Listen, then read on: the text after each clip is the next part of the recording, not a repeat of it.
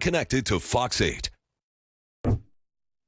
It's a milestone worth celebrating. A local safe home is marking 1 year of providing security, support, and a fresh start. Dante Butler with a New Way of Life reentry project is here to talk about the lives that they have changed and what's coming up next. Good morning. Good morning, Shelby. Thank you for having me here today. Thank you so much for being here. This sounds like a wonderful program. What are you doing for folks in our community through this program? Well, first of all, this week marks the 1 year since a New Way of Life reentry project has opened its doors here in New Orleans. Congratulations. Yes, thank you. Specifically for formerly incarcerated women coming home looking for a fresh start to their life. And this house is very important because there's too many women coming home after incarceration that don't have a safe place to go.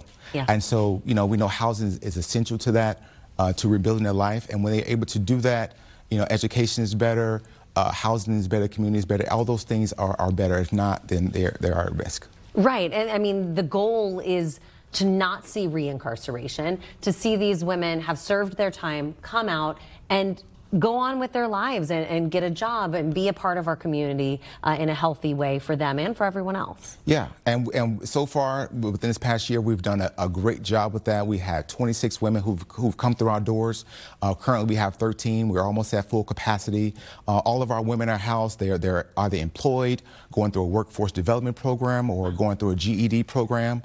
We've already have 2 women who transitioned to more permanent housing, and which essentially is the ultimate goal, right? Stability first, then independence next.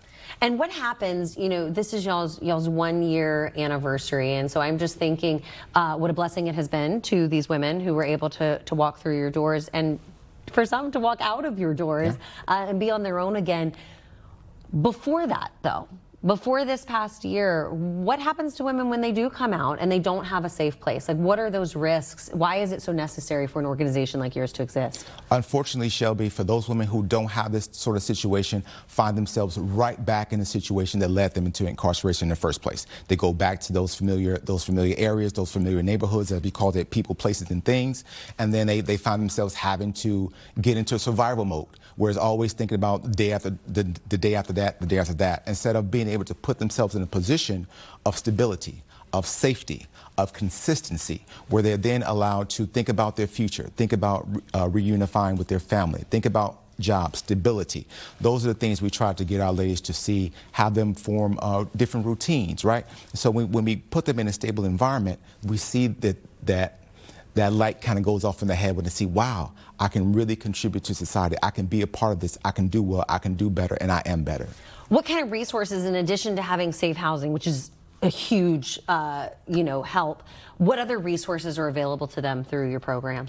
Through our program, the thing about this program is that we have a lot of great local community partners that we work with. We help our ladies find jobs. Of course, sometimes when they get home, they don't have their ID, they don't have their Social Security card, they don't have their birth certificates. We work with them to get all those essential things that they're going to need in order to be successful. So we really rely upon our community partners to help. The thing is that this program, this housing program, shows you when the community invests in their people, it shows you the product that can happen. These women that I see every day are an example of that. So it's amazing that they're receiving the support, and I love to hear the success stories coming out of this.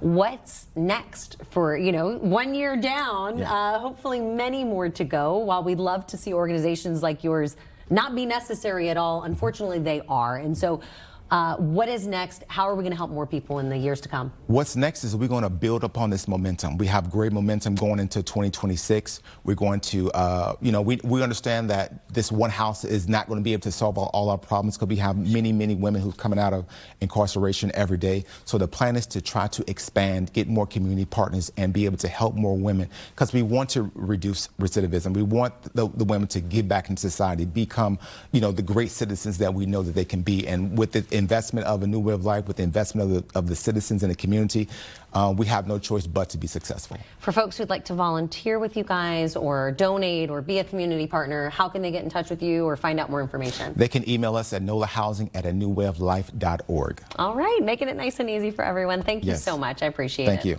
All right, hey, stick around, because we've got more.